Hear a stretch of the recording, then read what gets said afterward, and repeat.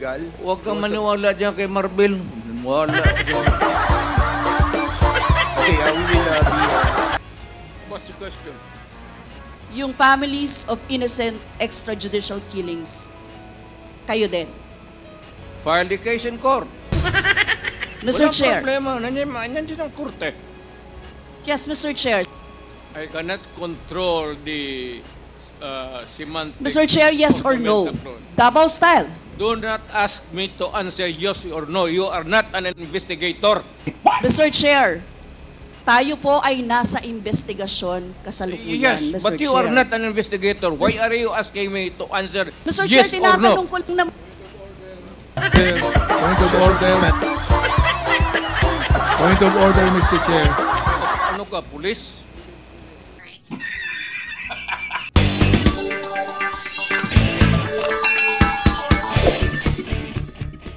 Alright, welcome back to my channel mga guys. And today, nandito po si Tatay Digong dito sa Quadcom mga guys. At dito nga, first round. Ito nga si Arlen Brosas. Mukhang nati-KO agad.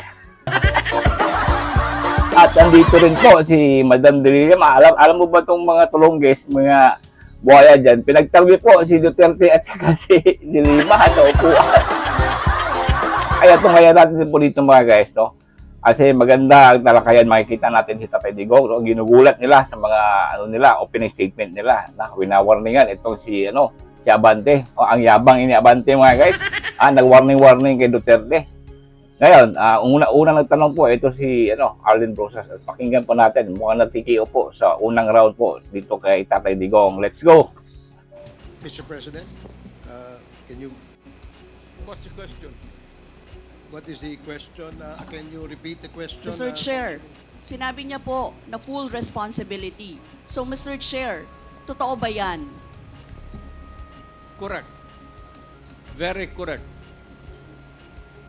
Since I was a president, and there was until now, serious problem about drugs, I had to issue or make a policy statement about drugs.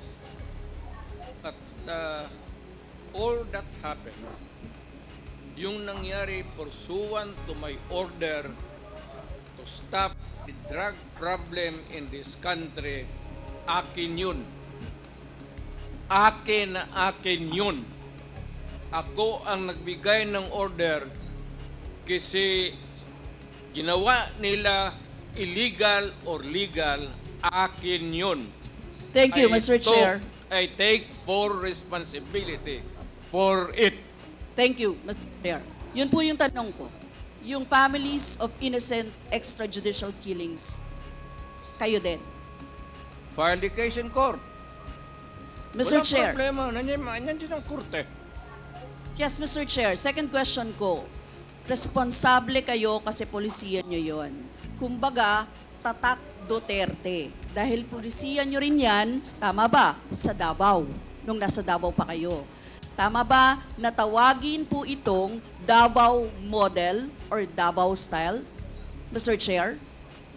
I cannot control the semantics. Mr. Chair, yes of or the no? metaphor. Davao style. Do not ask me to answer yes or no. You are not an investigator.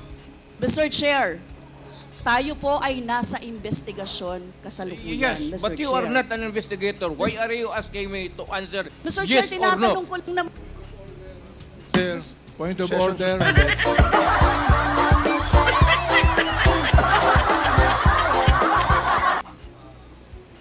Point of order, Mr. Chair. At yun, session suspended ang mga tulongges mga guys, di ba? Hindi naman kasi kayo mga investigador o your honor. Mga buhaya lang po kayo. Kaya nasuplak po itong si Brosas, di ba? Ganyan kasi mga sistema nila, no? Pag ganyan, para kasing walang respeto eh. Pwede silang mag-mislead ng mga resource person pag gusto nilang yes or no lang ang mga tanungan, di ba? Ayan, nagkagulo na sila. Alright mga guys, continue tayo dito kay kay Brosas at saka dito rin kay Dilima. Ito, napahiya rin si Dilima dito mga.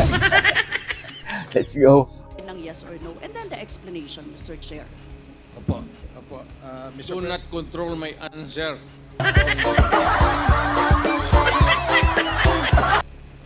This is not an inquisition. It's a democratic process of investigation, Okay, thank you, Mr. President. not publicly. Mr. Chair, as mayor, masasabi nyo na naging safe ang Davao sa panahon nyo? Talaga. Kasi walang kriminal sa kalye, Talaga. walang snatcher, Walang snatcher. walang akyat bahay, Walang akyat bahay. walang magnanakaw, Walang magnanakaw. walang mamamatay tao. Walang mamatay.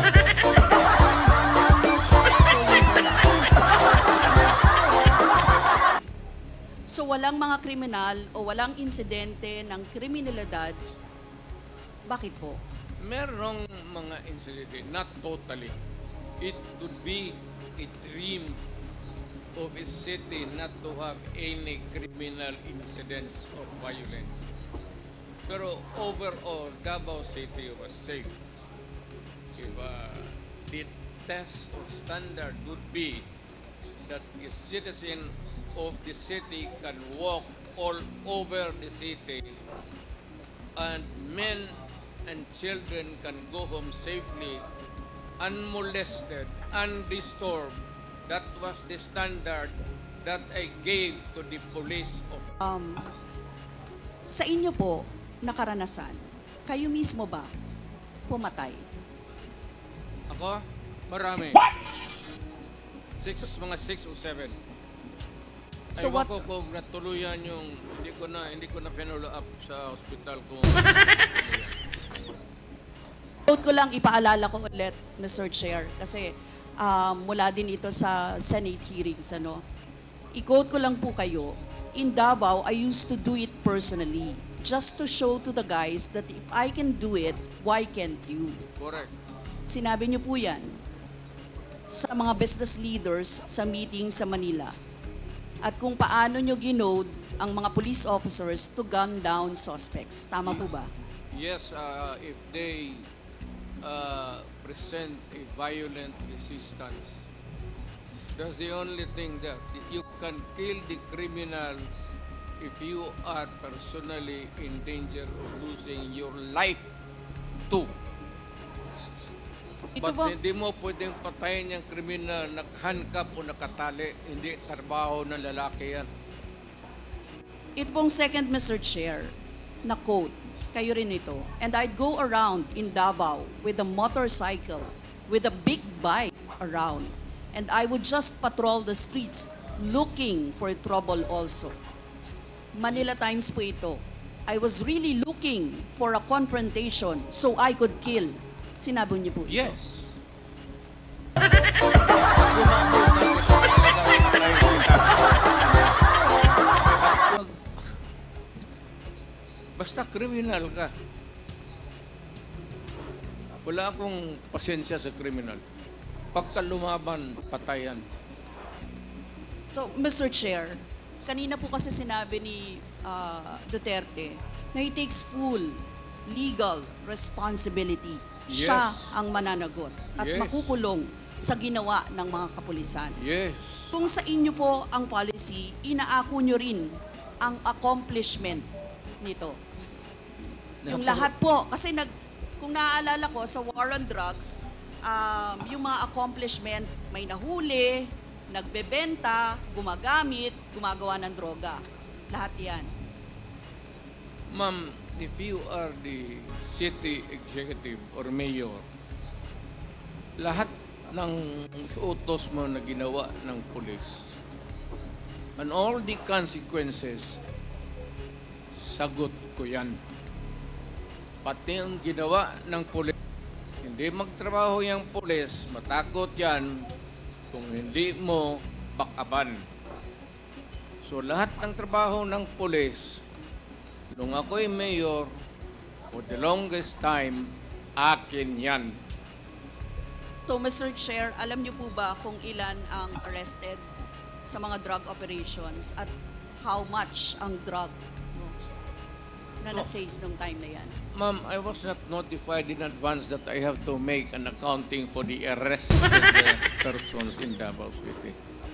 That is, I would not want to.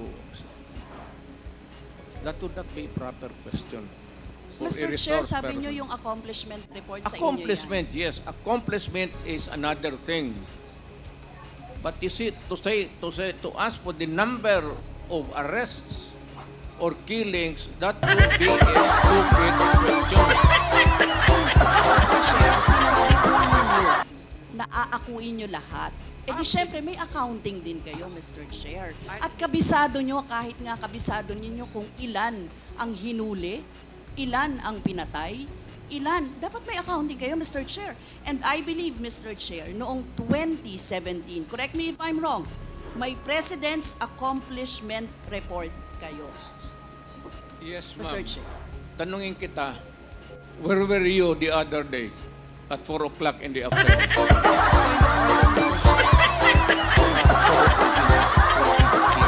And De Lima called mother of all drug lords. Nakasulat po to at binabanggit po.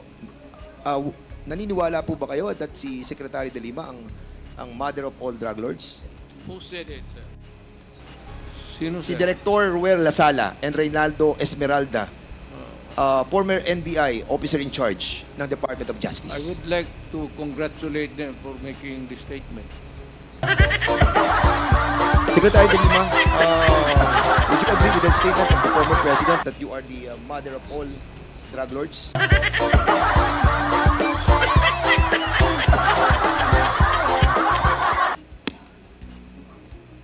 Absolutely false. Ayun na nga, Dilima. Buang ini Tatay Digong.